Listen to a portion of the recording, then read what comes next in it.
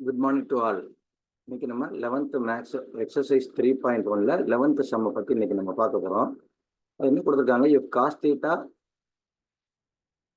minus sin theta is equal to a cube and secant theta minus cos theta is equal to b cube, then prove that a square b square into a square plus b square is equal to 1 அப்படின்னு prove பண்ண சொல்லியிருக்காங்க.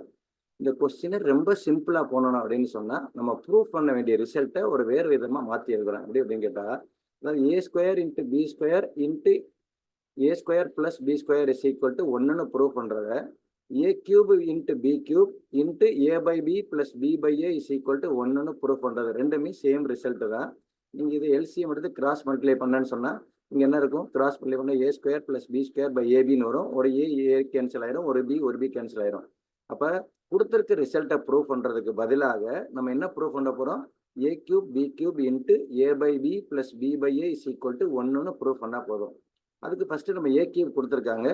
கொசிகன் theta minus sine theta அப்படின்னு கொடுத்துருக்காங்க. நான் அதை simplify பண்ணுறேன். கொசிகன் தீட்டாவை 1/sin தீட்டான்னு எழுதுறேன். அதை சிம்பிளிஃபை பண்ணால் cos square theta divided by sine theta அப்படின்னு வருது.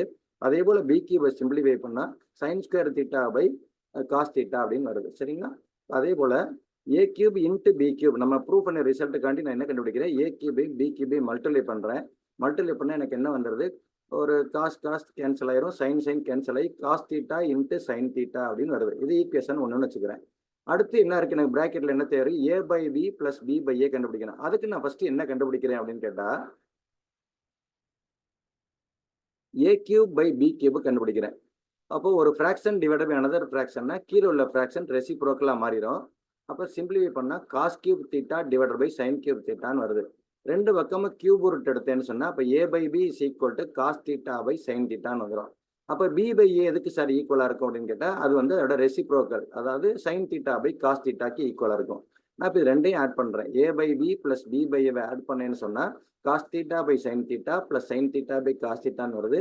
எல்சிஎம் எடுத்து சிம்பிளிஃபை பண்ணேன்னு சொன்னால் 1/sin தீட்டா இன்ட்டு காஸ் தீட்டான்னு வந்துடுது. இப்போ நான் என்ன செய்ய போகிறேன்? நம்ம ப்ரூவ் பண்ண வேண்டிய ரிசல்ட் ஏக்கு அதாவது மாற்றி ப்ரூவ் பண்ணோம். நம்ம எக்ஸ்ட்ராவாக என்ன பண்ணியிருக்கோம்? இல்லை கவனிங்க.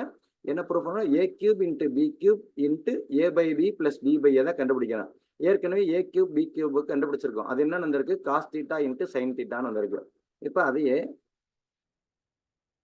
அப்போ ரெண்டையும் மல்டிப்ளை பண்ணா ஆன்சர் என்ன வந்துடுது? 1ன்னு வந்துடுது. Very simple proof. இதை நிறைய மேத்தமெட்டிக்ஸ் டீச்சர்ஸ் வந்து ரொம்ப அப்படியே கியூப் ரூட்டெல்லாம் எடுத்து ரொம்ப கஷ்டப்பட்டு போட்டிருப்பாங்க.